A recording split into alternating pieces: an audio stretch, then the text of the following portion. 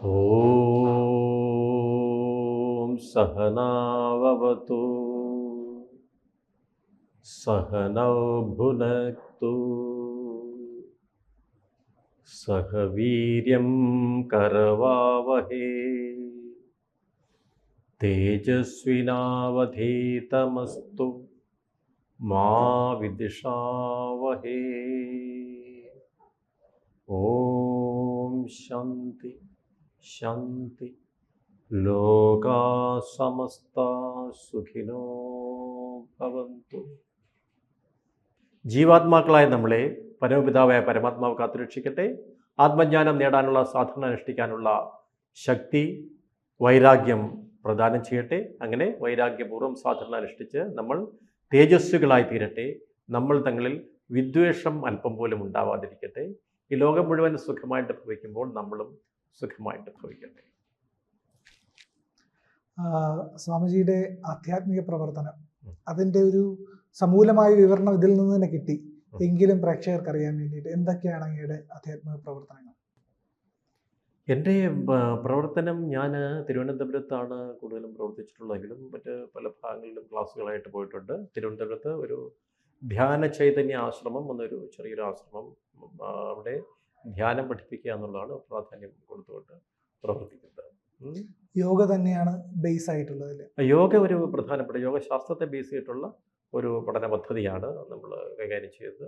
അപ്പോൾ ഈ 3 കാര്യങ്ങളാണ് പ്രധാനമായിട്ടും ഈ സമൂഹത്തിന് ആവശ്യമായിട്ടുള്ളത് എന്ന് നമ്മുടെ ഒരു ദീർഘകാലത്തെ പ്രവർത്തനത്തിലൂടെ അല്ലെങ്കിൽ പഠനത്തിലൂടെ മനസ്സിലായി. അതായത് പ്രാണായാമം, ധ്യാനം, യോഗ.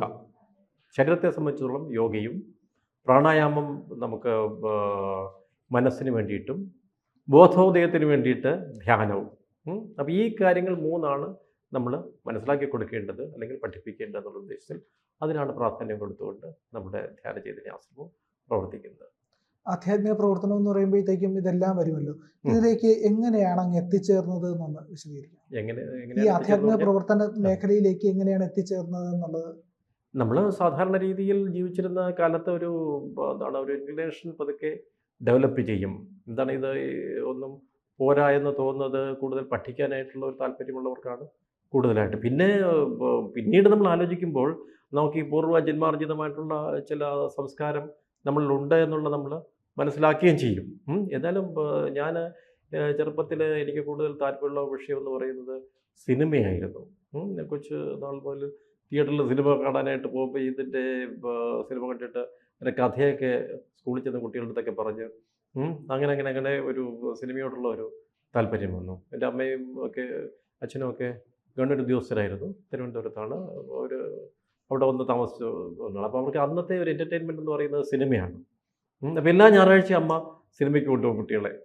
അപ്പോൾ ഇത് ഒരു സിനിമ സംവിധായകരാകണമെന്നുള്ള കാര്യത്തിലേക്ക് പോലും ഇങ്ങനെ വളർന്ന് വരികയും ചെയ്തു. അപ്പോൾ അതിൻ്റെ ഭാഗമായിട്ട് ഞാൻ സിനിമയെക്കുറിച്ച് സീരിയസ് ആയിട്ട് പഠിക്കാനായിട്ട് പൂന ഫിലിം ഇൻസ്റ്റിറ്റ്യൂട്ടിൽ ഒരു ഫിലിം അപ്രീസിയേഷൻ കോഴ്സിന് പോയി. അപ്പോൾ അതിനൊരു കാരണമായത് അടൂർ ഗോപാലകൃഷ്ണൻ സാറിൻ്റെ ഒരു സ്പീച്ചിൽ അദ്ദേഹം ഇങ്ങനെ പറയുകയുണ്ടായി. അപ്പോൾ അദ്ദേഹത്തിൻ്റെ സ്വയംവരം എന്ന് പറഞ്ഞൊരു സിനിമ അറിയാമല്ലോ. സ്വയംവരം ഇറങ്ങിയ സമയത്ത് അധികം ചർച്ച ചെയ്യപ്പെട്ടൊരു സിനിമയാണ്. പിൽക്കാലത്ത് TV വന്നു കഴിഞ്ഞപ്പോഴത്തേക്ക് അദ്ദേഹത്തിൻ്റെ വീടിൻ്റെ അടുത്തുള്ള വീട്ടിലൊരു കുട്ടി ഈ സിനിമ കണ്ടിട്ട് അദ്ദേഹത്തിൻ്റെ ഭാര്യയെടുത്ത് പറഞ്ഞു, ചേച്ചി ഇന്നലെ ഞാൻ സാറിൻ്റെ പടം കണ്ടു കേട്ടാ. എന്തിന് പടം ചേച്ചി? വെറും ഊമപ്പടം. അപ്പം ഇത് വന്ന് ഭാര്യ അദ്ദേഹത്തിൻ്റെ അടുത്ത് പറയുന്നു. ഈ അദ്ദേഹത്തിന് അപ്പോൾ അത് കേട്ടിട്ട് വലിയ ബുദ്ധിമുട്ടൊന്നും തോന്നില്ല. കാരണം എൻ്റെ സിനിമയെ നിരൂപണം ചെയ്യാനോ അല്ലെങ്കിൽ അത് മനസ്സിലാക്കാനുള്ള കഴിവ് ആ കുട്ടിക്കില്ല. അപ്പോൾ ഇതിൽ നിന്ന് മനസ്സിലാക്കേണ്ടത്, നിങ്ങൾ എന്നെപ്പോലെ അദ്ദേഹം സ്പീച്ചിൽ പറഞ്ഞതാണ്, എന്നെപ്പോലെ ഈ കലാത്മക ചിത്രങ്ങൾ എടുക്കുന്നവരുടെ സിനിമ മനസ്സിലാക്കാൻ പ്രേക്ഷകനും പഠിക്കണം. അപ്പോൾ പ്രേക്ഷകനും പഠിക്കണം എന്ന് പറഞ്ഞാൽ എനിക്കും വലിയൊരു അറിവായിട്ട് മാറി. അപ്പോൾ എങ്ങനെയാണ് അതിനുള്ള ഒരു അവസരം കിട്ടുകയെന്നാണ് മനസ്സിലാക്കിയിട്ടാണ് ഞാൻ സെർച്ച് ചെയ്തിട്ട് ഇപ്പോൾ ഈ പൂന ഫിലിം ഇൻസ്റ്റിറ്റ്യൂട്ടിൽ ഈ ഫിലിം അപ്രീസിയേഷൻ കോഴ്സ് എന്ന് പറഞ്ഞൊരു കോഴ്സ് ഉണ്ടെന്ന് മനസ്സിലാക്കി അങ്ങോട്ട് പോകാനായിട്ട് തീരുമാനിച്ചു. അപ്പോൾ പൂന എന്ന് പറയുന്നത് വേറൊരു അന്നത്തെ കാലത്ത് വളരെ പോപ്പുലറായ മറ്റൊരു ഗുരുവിൻ്റെ സ്ഥലവും കൂടിയാണ്. ഭഗവാൻ ഓഷോ രജനീഷിൻ്റെ കാണണമെന്നുള്ളൊരു ആഗ്രഹം കൂടി മനസ്സിലുണ്ടായിരുന്നു. അദ്ദേഹത്തിന് ചില പുസ്തകങ്ങളൊക്കെ ഇങ്ങനെ ജസ്റ്റ് മറിച്ച് നോക്കുകയും പഠിക്കുകയൊക്കെ ചെയ്തിട്ടുണ്ട്. പഠിച്ചിട്ടില്ല, മറിച്ച് നോക്കിയിട്ട് വായിച്ചിട്ടൊക്കെ ഉണ്ട്, കസേരമായിട്ട് വായിച്ചിട്ടുണ്ട്. അപ്പോൾ പക്ഷേ ഞാൻ ഇവിടുന്ന് പോകുന്നതിന് മുമ്പ് തന്നെ അദ്ദേഹം സമാധിയായി. അതൊരു എന്താണ് ഈ സെലിബ്രേഷനായിട്ട് സമാധി അടക്കുന്നതും മറ്റു കാര്യങ്ങളൊക്കെ അന്ന് ടി വിയിലൊക്കെ വരികയൊക്കെ ചെയ്തു. അപ്പോൾ അങ്ങനെ വന്നപ്പോൾ എനിക്ക് അദ്ദേഹത്തെ കാണാൻ കഴിഞ്ഞില്ല. ഈ കോഴ്സ് കഴിഞ്ഞിട്ട് തിരിച്ചു വന്നപ്പോൾ ഞാൻ മറ്റൊരു ഗുരുവുമായിട്ട് ബന്ധപ്പെടാനായിട്ടുള്ള അവസരം വേറൊരു സുഹൃത്ത് ഈ കോഴ്സിനെ ബേസ് ചെയ്യണം. ഈ കോഴ്സ് വളരെ പ്രധാനപ്പെട്ടെന്ന് പറയാനുള്ള കാരണം അതാണ്. ഉമാപതി എന്ന് പറഞ്ഞ വർക്കലയുള്ള ഒരു സുഹൃത്ത് എന്നെ വന്ന് വിളിച്ചുകൊണ്ട് വർക്കല ഗുരുകുലത്തിലേക്ക് കൊണ്ടുപോവുകയും ഗുരു നിത്യചൈതന്യതയെ കാണുകയും ചെയ്തു. അങ്ങനെയാണ് ഞാൻ ആദ്യമായിട്ട് ഈ ഒരു ഗുരുവിനെ കാണുന്നത്. അപ്പോൾ അദ്ദേഹത്തിൻ്റെ ടോക്സും അദ്ദേഹമായിട്ടുള്ള ചില ചുരുക്കമായിട്ടുള്ള ചില സംഭാഷണങ്ങളൊക്കെ ഏർപ്പെടാൻ കഴിഞ്ഞപ്പോഴത്തേക്ക് ഇത് നമ്മൾ ഈ കുറച്ച് പ്രാധാന്യം കൊടുത്തുകൊണ്ട് പഠിക്കേണ്ട ഒരു വിഷയമാണെന്നുള്ളത് തോന്നുകയും അങ്ങനെ ഒരു ആണ് പഠനത്തിലേക്ക് യഥാർത്ഥത്തിൽ വരാനുള്ള കാരണമായത്. അതിനുശേഷം ഇപ്പോൾ എത്ര വർഷമായി കാണും അങ്ങയുടെ ആധ്യാത്മിക? അത് ഏതാണ്ട് 1990 നടക്കുന്ന കാര്യമാണ് ഇപ്പോൾ ഞാൻ പറഞ്ഞത്. അപ്പോൾ അത് ഏതാണ്ട് 35 വർഷത്തോളം ആവുന്നിപ്പോൾ. എനിക്ക് ഏതാണ്ട് 60 വയസ്സ്, അതായത് ഷഷ്ടിപൂർത്തി എന്നൊക്കെ പറയുന്നത് പോലെയുള്ള സമയമായിരിക്കും. അപ്പോൾ അതാണ് ഈ നമ്മുടെ ജീവിതത്തിൻ്റെ പകുതിയോളം എത്തിയെന്നാണ് ഒരു സങ്കല്പം. അത്രയും നീണ്ട വർഷത്തെ അനുഭവ സമ്പത്താണ് അങ്ങയുടെ ഈ ആധ്യാത്മിക ജീവിതം എന്നുള്ളത്. അപ്പോൾ ഈ ജീവിതത്തിൽ എന്തൊക്കെയാണ് നിങ്ങൾ റിയലൈസ് ചെയ്തത് എന്ന് കൂടി ഒന്ന് പറയാമോ? റിയലൈസ് ചെയ്തത് മറ്റേ ഇതൊക്കെ ഒരു മായാണെന്നുള്ള അറിവാണ്. നമ്മുടെ സംശയങ്ങളില്ല, അത്രമാത്രമേ ഉള്ളൂ. വേറെ പ്രത്യേകിച്ച് റിയലൈസ് ചെയ്യാനൊന്നുമില്ല കേട്ടോ. ഇപ്പം നമ്മൾ ഈ ഒരു അന്വേഷകനായിട്ട് നമ്മൾ മാറും.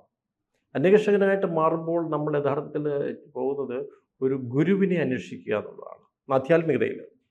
ഭൗതികതയിലാകുമ്പോൾ എന്തായിരിക്കും? പണം, കുടുംബം, ജീവിതം. അതെ, ഒരു ഇണയെ അന്വേഷിക്കുക എന്നാണ് പറയുന്നത്.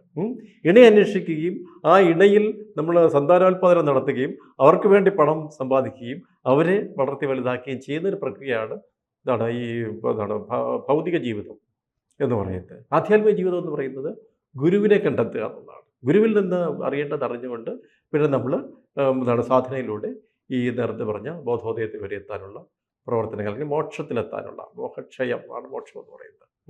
പലതരം അറ്റാച്ച്മെൻറ്റ് എങ്ങനെ വിട്ട് നമ്മളെങ്ങനെ മോക്ഷത്തിലെത്താവുന്നതാണ് അതിൻ്റെ ഒരു പ്രക്രിയ. ഈ രണ്ട് കാര്യം വളരെ വ്യക്തമായിട്ട് മനസ്സിലാക്കണം. ഒന്ന്, നമ്മൾ ഈ കുടുംബം ഉണ്ടാക്കുക, നേരത്തെ പറഞ്ഞതുപോലെ അതൊരു പ്രധാനപ്പെട്ട കാര്യമായിട്ട് നമ്മൾ വിചാരിക്കുകയും അതിന് വേണ്ടിയിട്ടുള്ള പ്രവർത്തനം, അതാണ് അതിനകത്ത് മനസ്സിലാക്കേണ്ട മറ്റൊരു കാര്യം. അപ്പം നമ്മൾ തിരഞ്ഞെടുത്തത് പതുക്കെ ഗുരുക്കന്മാരെ അന്വേഷിക്കുക എന്നുള്ളതാണ്. അപ്പം ഈ ഗുരു നിത്യനീതിയെ എനിക്ക് എപ്പോഴും അടുത്ത് കാണാനായിട്ട് കഴിയാത്തതിൻ്റെ ഒരു പ്രധാന കാരണമുണ്ട്. അപ്പോൾ അദ്ദേഹം ഊട്ടിയിലാണ് താമസിച്ചിരുന്നത്. ഊട്ടി വളരെ തണുപ്പുള്ള സ്ഥലമാണെന്ന് അറിയാമല്ലോ. അപ്പോൾ എനിക്ക് ചെറുപ്പത്തിൽ യാസ്മയുടെ കംപ്ലൈൻറ്റ് ഉണ്ടായിരുന്നതുകൊണ്ട് ഊട്ടിയിൽ പോയപ്പോൾ എനിക്ക് ബുദ്ധിമുട്ടുണ്ടാകുന്നതുകൊണ്ട് ഞാൻ പിന്നെ ആ ഒരു കാര്യം അധികം നടന്നില്ല. അപ്പോൾ പക്ഷേ വേറൊരു പ്രധാനപ്പെട്ട ഒരു അവസരം എനിക്കുണ്ടായി. മറ്റൊരു ഗുരുവിനെ അപ്പോൾ കാണാനായിട്ട് അവസരം ഉണ്ടായി. അപ്പോൾ ഈ കാരണ ഗുരുക്കന്മാരിങ്ങനെ വന്നുകൊണ്ടേയിരിക്കും. അപ്പോൾ ഈ അശോക് തിരുനാൾ എന്ന് പറഞ്ഞാൽ ഇന്ന് വളരെ അറിയപ്പെടുന്ന ഒരു ഗുരുവുണ്ട്. അദ്ദേഹത്തിൻ്റെ ഏകലവ്യാശ്രമത്തിൽ ഒരു ഇംഗ്ലീഷ് പഠിക്കുക എന്നുള്ള, ഇംഗ്ലീഷിൽ പ്രൊഫഷൻസി ഉണ്ടാക്കുന്ന ഉദ്ദേശത്തിലാണ് പോയതെങ്കിലും അദ്ദേഹം പിന്നെ കൈകാര്യം ചെയ്യുന്ന വിഷയം മറ്റൊരു വിഷയമായതുകൊണ്ട്, ആധ്യാത്മികമായതുകൊണ്ട് അദ്ദേഹത്തിൻ്റെ കൂടെ പ്രവർത്തനങ്ങളിലേക്ക് വരികയും ചെയ്തു. അങ്ങനെയാണ് ഈ പൂർണ്ണമായ സാധനാ മാർഗത്തിലേക്ക്, ആധ്യാത്മികതയിലേക്ക് എത്തിയതല്ലേ? ഇല്ല, പിന്നീട് നമ്മൾ പല ഗുരുക്കന്മാരും പല ആശ്രമങ്ങളും ഇവിടെയുണ്ട്. അതൊരു ഒരു സഞ്ചാരമാണ്, ഒരു അന്വേഷണമാണ്. അങ്ങനെ പല കർണാടക ഗുരുവിനെ കണ്ടു, മാതാ അമൃതാനന്ദമയി അമ്മയെ കണ്ടു, ശ്രീ രവിശങ്കറിനെ കണ്ടു, ഗുരുബാബ എന്ന് പറഞ്ഞൊരു അദ്ദേഹത്തെ കണ്ടു, ജഗി വാസുദേവ്, ഇങ്ങനെ പല പല ഗുരുക്കന്മാരിലൂടെ നമ്മൾ അന്വേഷണം തുടർന്നു പോയി.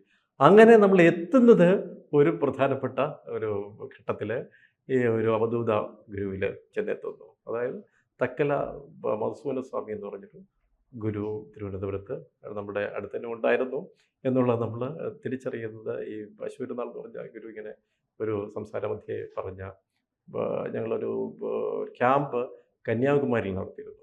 മായിയമ്മ എന്ന് പറഞ്ഞൊരു അമ്മ അവിടെ ജീവിച്ചിരുന്നു. അപ്പോൾ അവിടെയാണ് അവധൂത എന്ന് പറഞ്ഞൊരു വാക്ക് ഞാൻ എങ്ങനെ കേൾക്കുന്നത്.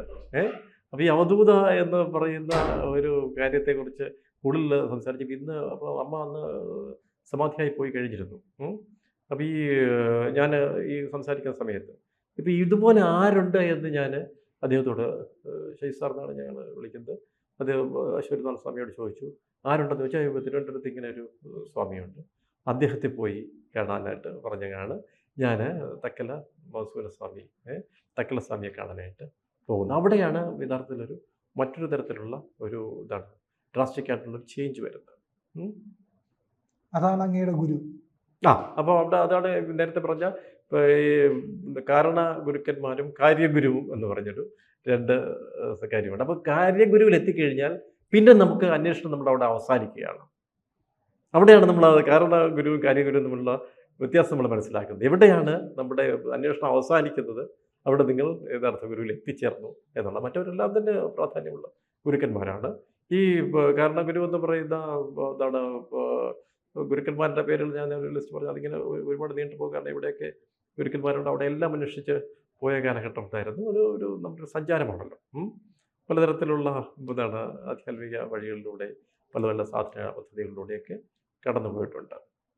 കൂടുതൽ വാർത്തകളും വിശേഷങ്ങളും നിങ്ങളിലേക്ക് എത്താൻ ABC മലയാളം സബ്സ്ക്രൈബ് ചെയ്യുക, ബെൽ ബട്ടണും അമർത്തുക.